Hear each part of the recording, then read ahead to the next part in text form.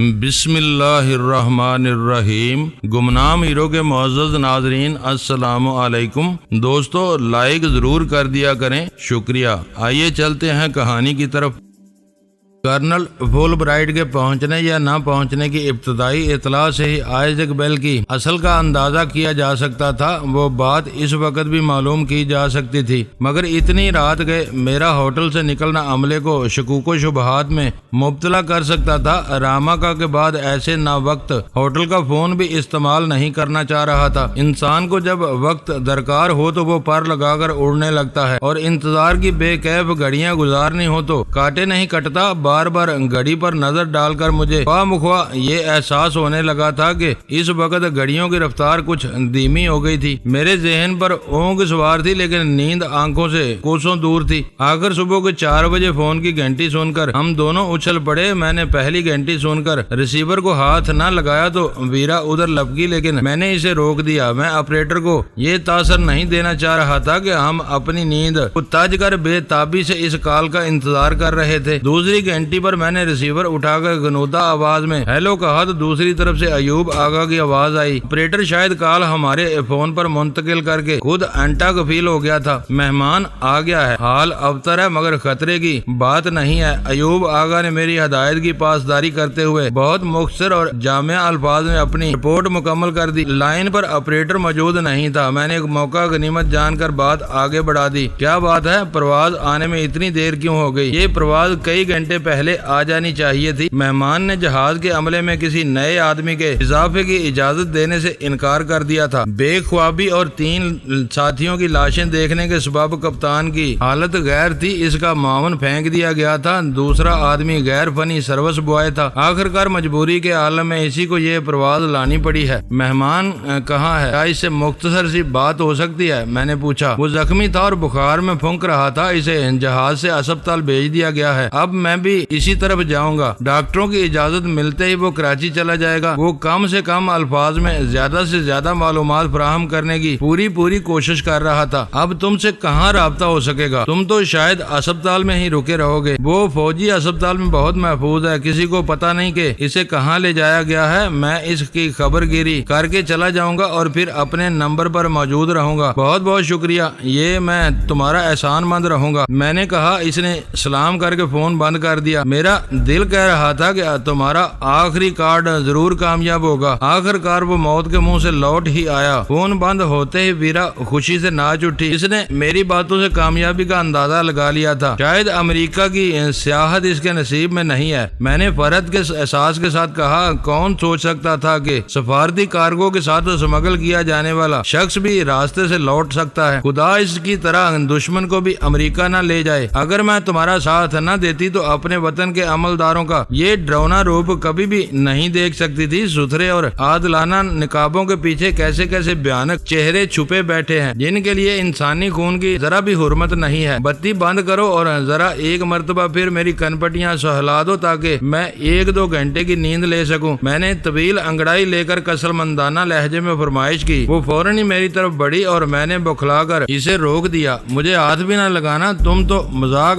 میں ندیدہ سی ہوئی جا رہی ہو۔ میں 10 راتیں بھی جاگ کر گزاروں تو ایسی توڑ دینے والی مدہوشی کی آرزو نہیں کروں گا۔ خدا کی پناہ، یہ سب تم نے کہاں سے سیکھا ہے؟ چاہو تو تمہیں بھی سکھا دوں گی، تم کو میری شاگردی اختیار کرنی ہوگی۔ وہ ایک آنکھ دبا کے بولی۔ میں نے بتی بند کر دی اور وہ مشاعری پر آ گری۔ 8 بجے میں نے بستر چھوڑ کر ویرا کو بھی بیدار کر دیا۔ ذہن سے سلطان شاہ کی پریشانی دور ہوتے اور کمرے میں اندھیرا پھیلتے ہی ہم دونوں پر نیند کا غلبہ ہوتا چلا گیا تھا۔ شاید میں بھی دیر تک سوتا رہتا، لیکن میرے شعور میں یہ خوف بھی جاگزی تھا کہ راماکا روزینی کی بے گورو کفن لاش BMW کی ڈگی میں بند اپنے کسی متلاشی کی منتظر تھی، اور اس کے دریافت ہونے سے پہلے ہی ہمیں یہ ہوٹل بلکہ شہر سے باہر نکل جانا چاہیے تھا۔ کہنے کو ہمارے پاس 2 الگ سوٹ کیس تھے، لیکن ان میں سامان نہ ہونے کے برابر تھا۔ تیاری کے دوران ویرا نے ناشتہ کمرے میں منگوانے کی تجویز پیش کی، میں نے اسے ٹال دیا۔ اجالا نمودار ہونے ہونے کے ساتھ ہی میرے اوپر وہاں سے نکل بھاگنے کی گھبراہٹ سوار تھی۔ یہاں سے بھوکے نکل کر کیا اب جہاز پر ہی ناشتہ کرو گے؟ میری ٹال مٹول پر ویرا نے احتجاج کیا۔ ہماری پرواز دوپہر سے پہلے روانہ ہو گئی۔ ایئرپورٹ پر ہمیں کافی وقت ملے گا، اس وقت اس وحشت قدر سے نکل بھاگنے کی فکر کرو۔ کل راما نے میرے لیے مافیا والے بلا لیے تھے، آج ڈیوڈ سٹارز کے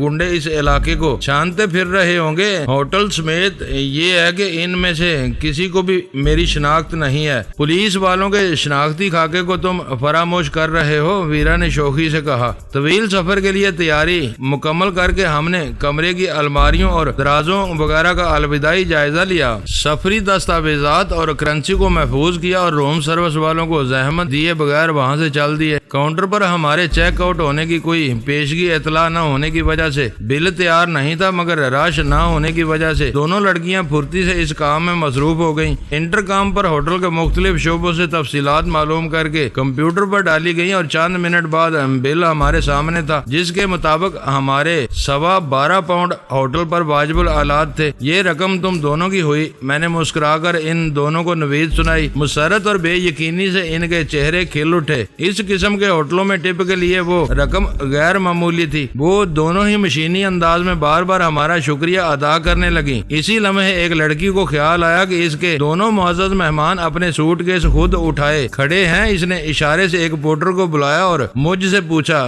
ٹیکسی منگوا دوں؟ گیتا اور جیمز پنڈت کے واقعے کے بعد ٹیکسی میرے لیے شجرے ممنوع بن چکی تھی۔ پچھلی رات میں نے محض وقت کی کمی کی وجہ سے وکٹوریا جانے کے لیے وہ سواری منتخب کی تھی۔ مجھے رات والی بس کا روٹ نمبر یاد تھا، اس وقت بھی میں 25 نمبر بس کے ذریعے وکٹوریا جانے کا ارادہ رکھتا تھا۔ ہم بازار سے کچھ خرید کر آگے جائیں گے۔ شکریہ، لڑکی کا دل رکھنے کے لیے میں نے کہا۔ پورٹر کو بلا وجہ 1 پاؤنڈ دے کر ٹالا اور ہم اپنے اپنے سوٹ کیس لٹکا کر ہوٹل سے باہر نکلتے چلے گئے۔ کیا گیٹ وک تک پیدل ہی جانے کا ارادہ ہے؟ فٹ پاتھ پر آ کر ویرا نے تن سے پوچھا۔ بس اور پھر بس یا بس اور پھر نان سٹاپ ٹرین؟ بولو کیا چاہتی ہو؟ میں نے سوال کیا۔ پہلے وکٹوریا پہنچو پھر ٹرین لیں گے، خالی پیٹ میں زیادہ دور تک نہیں چل سکتی۔ خرافات مت بکو، میں نے منہ بنا کر کہا۔ کمباری لڑکیوں کے پیٹ بھر جائیں تو لوگ انہیں اچھی نظروں سے نہیں دیکھتے۔ خاموشی سے چلتی رہو، بس سٹاپ زیادہ دور نہیں ہے۔ خدا خیر کرے، آج صبح ہی صبح تمہاری زبان چل پڑی ہے، پتہ نہیں دن کیسا گزرے گا۔ یہ بہت مبارک دن ہے، بدری امریکہ جا چکا ہے۔ راہ والے اپنے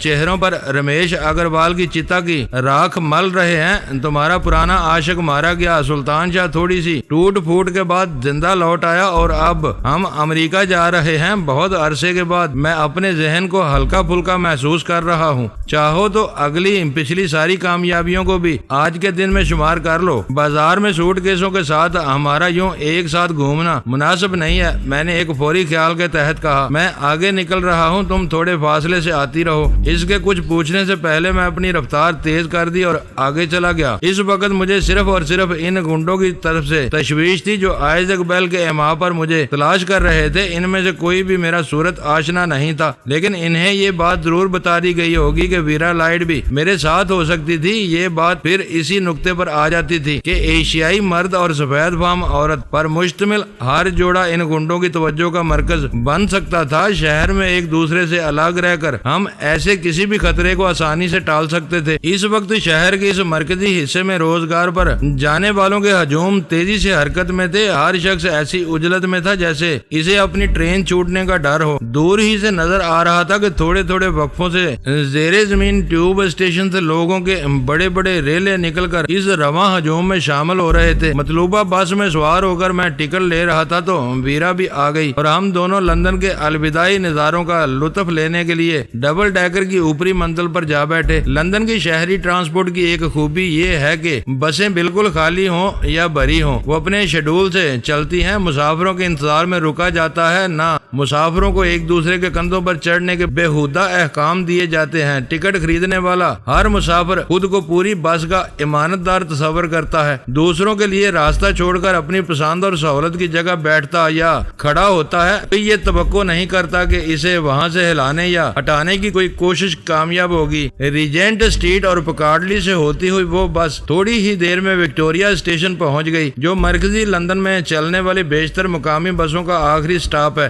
یہیں سے ملک کے دوسرے حصوں اور دور دراز مقامات کے لیے بیشتر کوچز شروع ہوتی ہیں۔ وکٹوریا اپنے نام کے مطابق قدیم طرز تعمیر پر بنا ہوا ہے۔ وہاں سے ایک مقررہ وقفے کے بعد لندن کے گیٹ وک ایئرپورٹ کے لیے نان سٹاپ ٹرین روانہ ہوتی ہے، جو اس سفر کا سب سے تیز رفتار اور یقینی ذریعہ ہے۔ بس اپنے روٹ پر کسی بڑے ٹریفک جام میں پھنس جائے تو بعد نکل جانے کے خاصے روشن امکانات پیدا ہو جاتے ہیں۔ بیشتر تجربے کار مسافر ٹرین ہی کو ترجیح دیتے ہیں۔ ٹرین کی طرف جاتے ہوئے میں نے گیتا کا اخبار میں لپٹا ہوا ریوالور احتیاط سے ایک بھرے ہوئے ڈسٹ بن میں ڈال دیا۔ ٹرین روانہ ہونے تک ہمارے ڈبے میں بیشتر نشستیں خالی رہیں۔ وہ سفر شاید 40 منٹ تک جاری رہا۔ ٹرین رکنے پر ہم پلیٹ فارم پر اتر گئے۔ سہولتوں کے اعتبار سے لندن کا ہیتھرو ایئرپورٹ کسی طرح کم نہیں ہے، فرق صرف اتنا ہے کہ وہ پرانا ہوائی اڈا ہے اور گیٹ وک اس سے کہیں بعد میں تعمیر ہوا ہے۔ اس نئے ہوائی اڈے کے 2 ٹرمینل ہیں، اوپر نیچے آنے جانے کے لیے برقی سیڑھیاں اور لفٹ نصب ہے۔ دونوں ٹرمینل ایک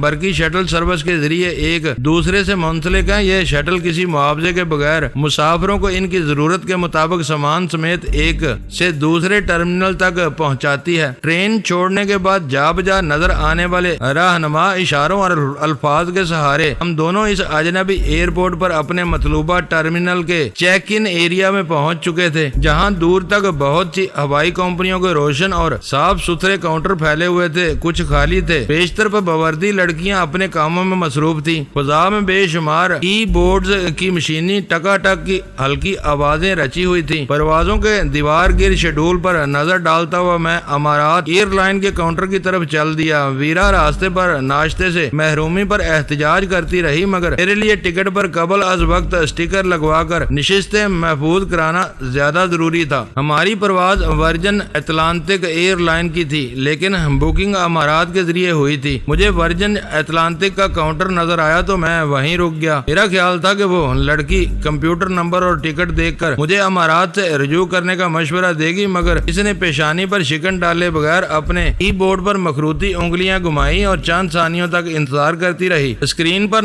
تفصیلات کے نمایاں ہوتے ہی اس نے مسکرا کر مجھ سے سامان کے بارے میں پوچھا۔ میں نے دونوں سوٹ کیس وزن کرنے والی مشین پر رکھ دیے۔ گاز بار کتر کے ڈائل پر سوئی ذرا سی جنبش کر کے رہ گئی تو لڑکی نے میری طرف دیکھا۔ میں ان استفہامیہ نظروں کا مطلب سمجھ کر فوراً بول پڑا، کل یہی سامان ہے۔ اس کے ہونٹوں پر تبسم پھیل گیا۔ ٹکٹ مشین میں ڈالر اندراجات کرنے کے بعد اس نے کوپن الگ کیے۔ کمپیوٹر پر بورڈنگ کارڈ بنانے سے پہلے نشستوں کے بارے میں لگے بندے سوال پوچھے۔ جتنی دیر میں بورڈنگ کارڈ بنے اس نے بیگیج ٹیگ سمیت ٹکٹ مجھے لوٹا دیے۔ پاسپورٹوں پر امریکی ویزا اس نے سب سے پہلے دیکھے تھے، جو اس نے بورڈنگ کارڈ کے ساتھ واپس کر دیے۔ لوڈر سوٹ کیس ٹیگ لگا کر متحرک بیلٹ پر ڈال چکا تھا۔ میں اس کا شکریہ ادا کر کے پلٹا ہی تھا کہ امارات کا بورڈ بھی نظر آیا۔ ویرا اس دوران میں الگ تھلگ کھڑی رہی تھی، اس کے چہرے سے بیزاری جھلک رہی تھی۔ اب ناشتے کا بندوبست کرو ورنہ میں یہیں بیٹھ جاؤں گی، وہ اٹھلا کر بولی۔ کام ختم ہو گیا، اب بس کھانا پینا یا فون کرنا ہے۔ آؤ اوپر لاؤنج میں چلتے ہیں۔ چیک ان ایریا میں بھی ایک ریسٹورینٹ نظر آ رہا تھا، لیکن میرا خیال تھا کہ لاؤنج میں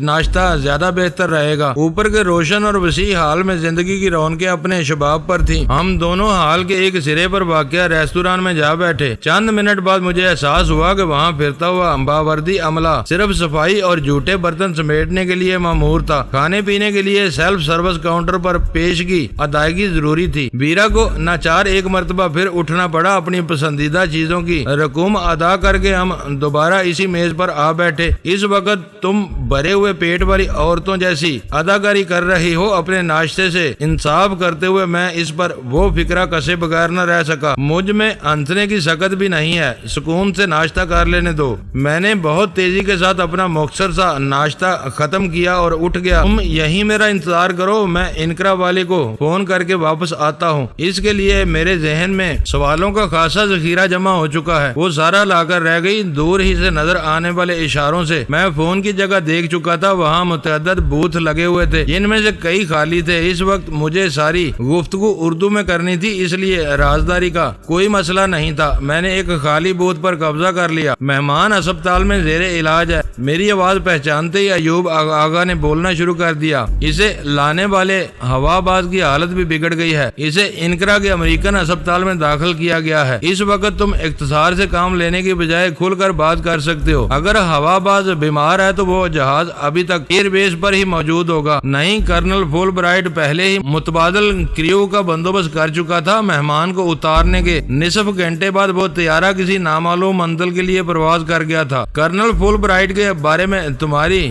کیا معلومات ہیں؟ میں نے سوال کیا۔ وہ امریکی مشن میں سیکیورٹی چیف ہے، شبہ ہے کہ وہ CIA کا ایجنٹ ہے۔ مہمان کے بارے میں ذرا تفصیل سے بتاؤ کہ وہ کیسا ہے اور ڈاکٹر اس کے بارے میں کیا کہہ رہے ہیں۔ وہ کب تک پاکستان واپس آ جائے گا؟ وہ کمزور اور بیمار ہے، اس کے پورے بدن سے تشدد کے نشانات ہیں جن سے کافی خون ضائع ہوا ہے۔ کمزوری اور تھکن کی وجہ سے وہ بخار اور ہذیانی کیفیت میں مبتلا ہے۔ اس کے ذہن پر اغوا کی دہشت ایسی بیٹھی ہوئی ہے کہ وہ غفلت اور مدہوشی کے عالم میں ایسے باتیں کرنے لگتا ہے جیسے وہ اب بھی جہاز میں قابض ہو اور دشمنوں سے لڑ رہا ہو۔ ڈاکٹروں نے اس سے چھیڑ چھاڑ سے منع کیا ہے۔ جب تک وہ صحت یاب نہیں ہو جاتا اسے ہوائی جہاز کی آوازوں سے دور رکھنا ہوگا۔ وہ آوازیں سنتے ہی اس پر دوبارہ دہشت کا حملہ ہو سکتا ہے۔ افاقے سے پہلے وہ جہاز میں سفر نہیں کرے گا۔ وہ اتنی بری حالت میں ہے تو اس نے جہاز اور قیدیوں پر کیسے قابو پایا تھا؟ یہ حیران کن بات ہے کہ اس نے آخر تک کوئی غلطی نہیں کی۔ شاید زندہ رہنے کی شدید خواہش اس کی رہنمائی کر رہی تھی۔ انقرہ میں اسے یقین آ گیا تھا کہ وہ رہا ہونے والا ہے۔ میں نے سوال کیا۔ میں نے میگا فون پر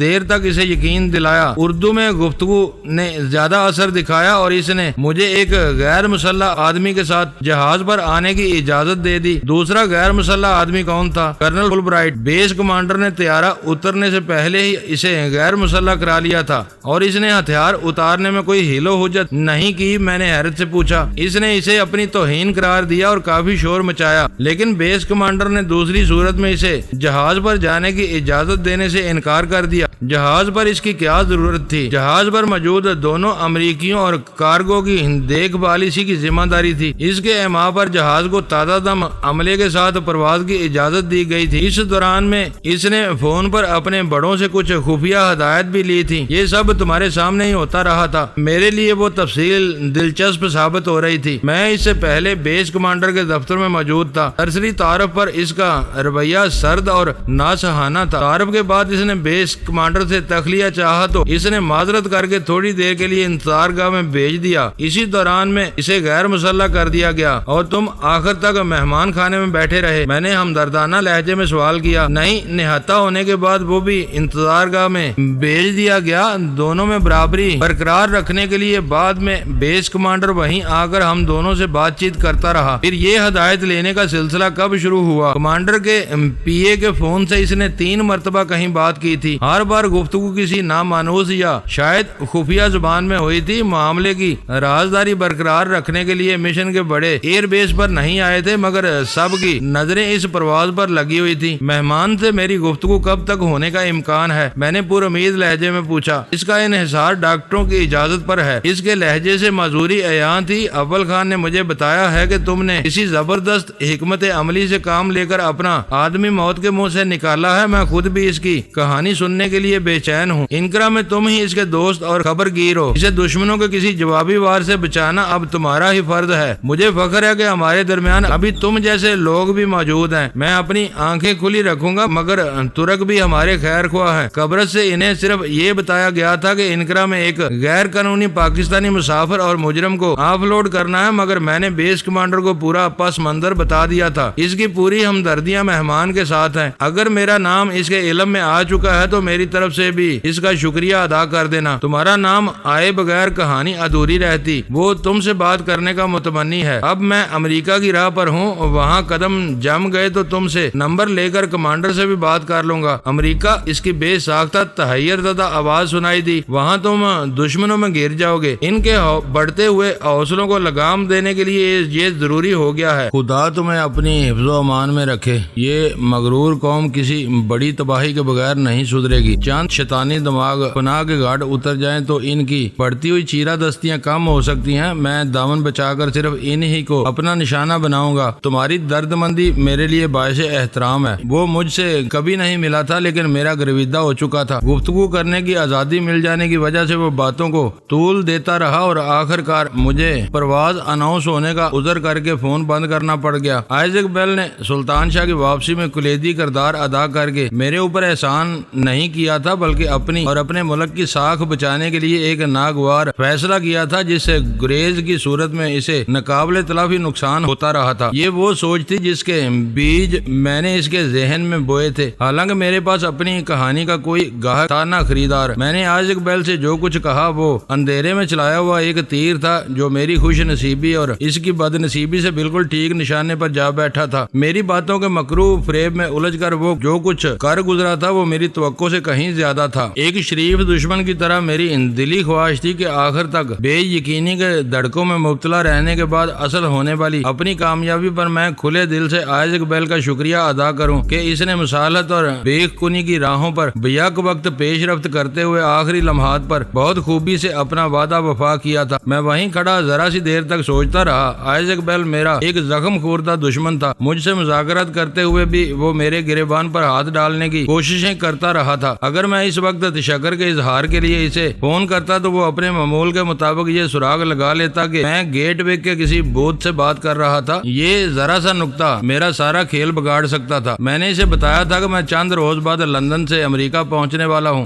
گیٹ وے لندن کا کوئی عام شہری بازار یا علاقہ نہیں تھا، وہ صرف اور صرف ایک دور افتادہ فضائی مستقر تھا۔ گیٹ وے کا نام سامنے آتے ہی آئزیک بیل سمجھ لیتا کہ میں کسی سفر پر تلا بیٹھا ہوں اور پھر امریکہ میں میرے لیے رکاوٹیں پیدا کرنے کا ایک لامتناہی سلسلہ شروع ہو جاتا۔ میں نے نیو یارک پہنچنے تک اسے فون کرنے کا ارادہ ملتوی کر دیا مگر اول خان میرے دوستوں میں سے تھا۔ انقرہ کی سرزمین پر ایوب آغا جیسے بے لوث آدمی کی خدمات مہیا کر کے اس نے سلطان شاہ کی آزادی میں اپنا بھرپور کردار ادا کیا تھا، لیکن وہ اس معاملے کی تفصیلات سے بے خبر تھا۔ وہ اس کے دفتری اوقات تھے۔ لندن کا آخری فون کارڈ وہیں ٹھکانے لگانے کے خیال سے میں نے اس کے دفتر کا فون ملایا تو اس کے اسٹینو کی آواز سنائی دی۔ اسے کبھی میرا نام پوچھنے کی ضرورت پیش نہیں آئی۔ میری آواز پہچانتے ہی اس نے بتایا کہ اول خان سفری دستاویزات کے بغیر سلطان شاہ کی انقرہ سے واپسی کا بندوبست کرنے کے لیے محکمہ داخلہ کے کسی افسر سے ملنے گیا ہوا تھا۔ میں ہوائی اڈے سے بول رہا ہوں، اسے بتا دینا کہ اب میں نیو یارک پہنچنے کے بعد فون کروں گا۔ میں نے اسے پیغام دیا مگر سر وہ روانی میں کچھ کہتے کہتے اچانک ہی خاموش ہو گیا۔ بولو بولو، خاموش کیوں ہو گئے؟ تم سے تو آج کل ویسے ہی بہت کم بات ہوتی ہے۔ میں نے اس کی حوصلہ افزائی کرتے ہوئے نرمی سے کہا، فطرت کے اعتبار سے میں اسے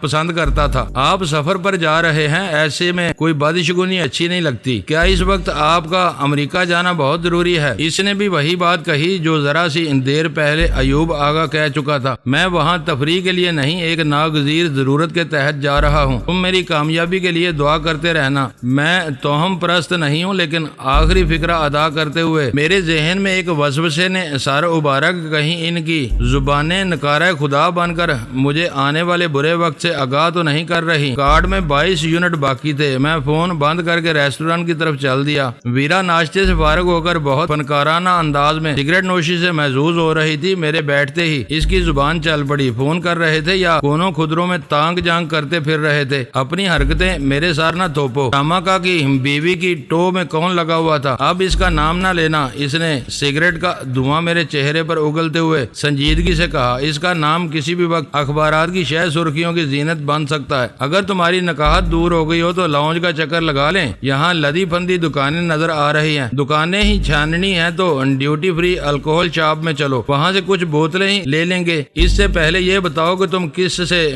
بات کر کے آئے ہو؟ ایوب آغا سلطان شاہ انقرہ کے فوجی اسپتال میں ہے اور اس کی حالت بہت خراب ہے۔ وہ جس حال میں بھی ہے زندہ تو ہے، وہ بے نیازی سے بولی۔ وہ لوگ اسے لڈو کھلانے کے لیے نہیں لے گئے تھے۔ اس کے ساتھ جو کچھ نہ ہوتا کم تھا۔ غنیمت یہ ہے کہ وہ زندہ لوٹ آیا اور ہفتے عشرے میں صحت یاب بھی ہو جائے گا۔ جسے آئزیک بیل نہ مار سکا، اسے چھوٹے موٹے زخم کیا ماریں گے؟ بظاہر ویرا کی وہ باتیں سخت اور بے رحمانہ تھی لیکن حقیقت سے بہت قریب تھی۔ پتہ نہیں اس حالت میں وہ جہاز پر قبضہ کر کے اپنا کنٹرول برقرار رکھنے میں کیسے کامیاب رہا۔ میں نے پرتشویش لہجے میں کہا، اس وقت وہ سفر کے بھی قابل نہیں ہے۔ بخار اور دہشت میں ہذیان بک رہا ہے۔ انسان میں زندہ رہنے کی امنگ ہر خوف اور بیماری سے زیادہ طاقتور ہوتی ہے۔ یہ زندہ ہو تو وہ ہر کارنامہ انجام دے دیتا ہے۔ جب تک اس کی جان کو خطرہ لاحق تھا، اس کی یہ حیوانی قوت اس کی ساری کمزوریوں پر غالب رہی۔ پناہ اور سہارا ملتے ہی وہ بکھر کر اپنی اصل حالت میں آ گیا۔ یہ اچھا ہے کہ وہ کچھ دن کے لیے کراچی سے دور رہے گا۔ وہاں لوٹتے ہی اسے سازشوں اور جوابی حملوں سے بچاؤ کے لیے جدوجہد میں مصروف رہنا پڑتا۔ اسے آرام مل جائے گا اور کچھ عرصہ کے لیے ہم ایک دوسرے سے دور رہیں گے۔ وہ اپنا پرس سنبھال کر کرسی سے اٹھ کھڑی ہوئی اور ہم دونوں لاؤنج کی طرف چل دیے۔ لاؤنج بہت وسیع ہونے کے باوجود ملک ملک کے مسافروں اور ہوائی اڈے پر مختلف خدمات انجام دینے والے اداروں کے ملازمین سے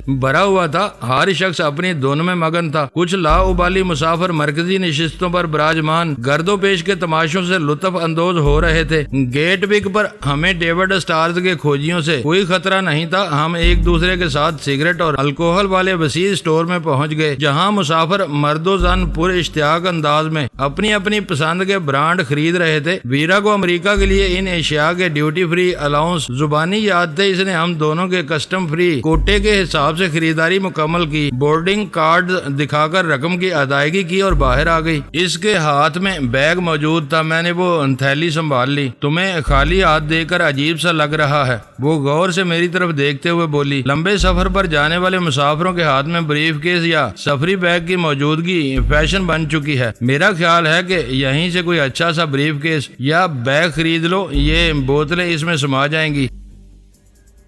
دوستو ویڈیو کو لائک ضرور کر دیا کریں۔ ISI پاک آرمی زندہ باد، پاکستان پائندہ آباد۔ معزز ناظرین، اپنا خیال رکھیے گا اور اپنے اس چینل کا بھی شکریہ۔